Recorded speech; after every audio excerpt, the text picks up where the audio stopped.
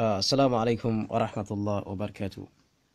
‘Yan uwa masu alfarma, ‘yan uwa masu albarka, barkanmu da warhaka, barkanmu da wannan lokaci. Da fatan dai kuna lafiya, to Allah ya sa haka, Allah ya taimaka, Allah ya mana jagora. Yau na zo muku da wata fa'ida muhimmiya, fa'ida mai daraja. A takaice wannan fa'ida ce ta ɗaurin baki. Ɗaurin baki, rufin baki. Mutum ne ainihin yana bin ka bashi, ba ka son ya tambayi ka wannan bashin da yake biyar ka har lokacin da ainihin ka samu kuɗin biyansa. Ya kasance baka da hali, kana son ya maka ainihin lamuni amma ya ƙi ya maka lamuni. To idan kai wannan aikin dole ne ya yi maka lamuni har lokacin da ka samu damar biyansa. Mutum ne ainihin kuke tare da shi amma yake buƙatan ka yi wani abun da ba ka son yinsa. Kana son ka rufe wannan maganar, ba zai sake maka wannan maganar ba. To wannan ma duka ana shi da dukkan wani nau'in abin da ya shafi rufin baki. Kuma insha Allah ta'ala darasin mu na gaba za mu zo mu yi bayani insha Allah game da nau'in ɗaurin baki kala-kala, ainihin abin da ake nufi da rufin baki da abin da ake nufi da ɗaurin baki. To a takaice dai wannan dai za mu ba da shi yanzu kamin mu zo mu ainihin yi wannan darasi. Wannan abu na farko, aqdul lisani bil kuful, ɗaurin baki da ainihin makuli. Al-kuful ana nufin makuli, wannan makuli da ake sa a kule ɗaki ko kuma a kule gida.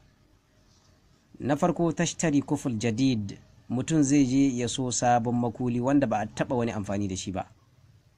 Thumma taftahu wa takra alaihi suratul ikhlas mi'a marra, sannan ka buɗe wannan makulin. Bancin me, ka zo ka yi arwala, ka zauna a ɗaki ko kuma inda babu kowa, sai ka buɗe wannan makulin, bancin kuma ka fuskanci alƙibla. Sai ka karanta qul huwallahu kafa 100, thumma ba'da dhalik takra hada. Bancin ka karanta qul huwallahu kafa 100 ba tofawa za ka yi ba, kawai kana rike da makulin a hannunka yana buɗe, kana rike da shi kana karanta wannan qul huwallahu ahad Allahu samad lam yalid wa lam yulad wa lam yakul lahu kufuwan ahad, har kafa 100. Bancin ka cika wannan adadin, sai ka zo ka karanta wannan kafa 7, Allahumma a'aqid li lisan fulan ibn fulana. Nan zaka faɗi ainihin wajen lisan fulan din nan zaka faɗi ainihin wa kake son a daure maka bakinsa ne, wa kake son ya hannu daga tambayan ka bashin da yake biyan ka ne, wa kake son ya hannu daga wata magana da yake maka wadda baka son ta ne. Nan zaka faɗi sunansa. Ibn gaba fulana zaka faɗi sunan mahaifinsa. Misali a ce Ishaqa shi ke damunka game da wani bashi da yake binka, alhali baka da zarafi kuma yana damunka matuka. To nan kuma gaba a ce sunan mahaifiyarsa Rabi, to sai ka ce Allahumma a'aqid li lisan Ishaqa ibn Rabi'a, don ba za ka karanta shi da Rabi ba, sai dai ka karanta shi da cewa Rabi'a, ka cika ainihin sunan. Dama sunan duk inda suna yake cika shi ake a wurin aiki, a wurin aikin makaranta cika suna ake.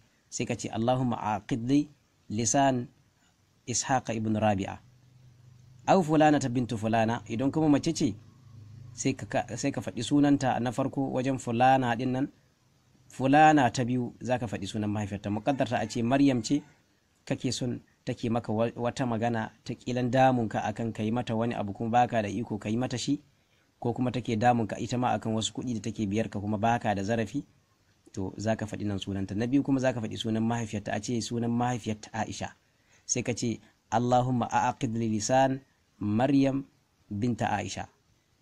7 marra, kafa 7 za ka karanta shi. Thumma takful al-quful, sannan ka zo ka rufe wannan makuli. Wa tukhrijul mafatih, sai ka fitar da waɗannan ɗiyan makulayyan. Don lokacin da ka so makulin, ɗiyan makulayyan da suke jikin shi za ka sa shi ainihin cikin mabuɗin. In ka buɗe makulin, to ba za ka ce ka cire ɗiyan makulayyan ba, hakan za ka basu. Bancin ka kammala aikin gaba ɗai, sai ka cire ɗiyan makulayyan.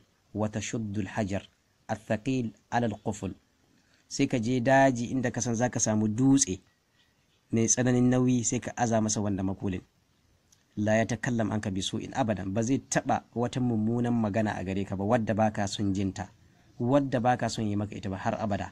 Illa idza fatahta al-kufal, sai lokacin da ka je ka buɗe wannan makulin, ka ɗauko shi ka buɗe shi, wannan lokacin ne ka walwale maganat. zai iya tunawa da ita.